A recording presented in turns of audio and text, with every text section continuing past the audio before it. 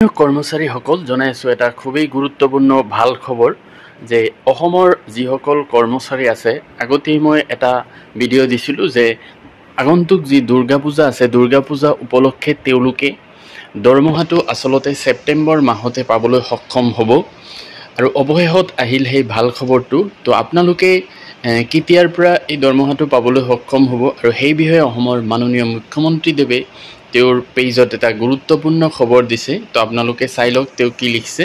এইটো চাব পাৰিছে হিমন্ত বিশ্ব শৰ্মা তেখেতৰ পেজত লিখিছে, শাৰদীয় দুৰ্গা পূজাৰ প্ৰতি লক্ষ্য ৰাখি ৰাজ্য চৰকাৰে ৰাজ্যিক কৰ্মচাৰী আৰু পেঞ্চনাৰসকলৰ 2025 চনৰ ছেপ্টেম্বৰৰ দৰমহা পেঞ্চন আগতীয়াকৈ মুকলি কৰাৰ সিদ্ধান্ত লৈছে।